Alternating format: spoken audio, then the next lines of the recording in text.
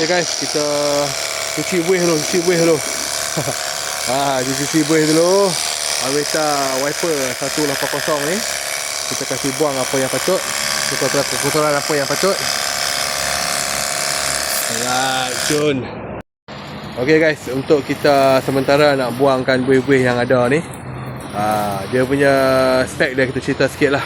Dia punya tangki minyak dia adalah 10.5 liter. Memang cukup besar, cukup puas-hati.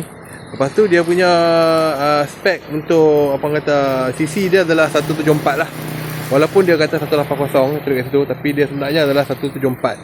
Tapi 174 ni bukan nak kata apalah. Bila kita pulih tadi, DK pulih tadi kan, pick up dia ada lah. Pick up dia ada, dia punya belah boleh pi.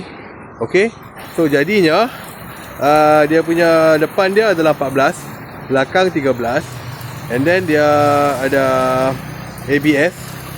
Dia ada ABS depan belakang dengan traction control sekali. Standard lah. And then dia punya berat dia adalah 127 kilo. Memang tak berat lah. 127 ni tak berat. Handling wise bagi DK okay. Handling wise okay. Handling wise dia punya nimble dia memang ada. So sekarang ni dah cuci dah. Kita bagi dia kering, kita lap-lap bagi kering. And then tengok kita nak ronda pergi mana. Musim hujan pun tak apa, kita cuci je. Alright, okay. Cuci dulu. Oh yeah.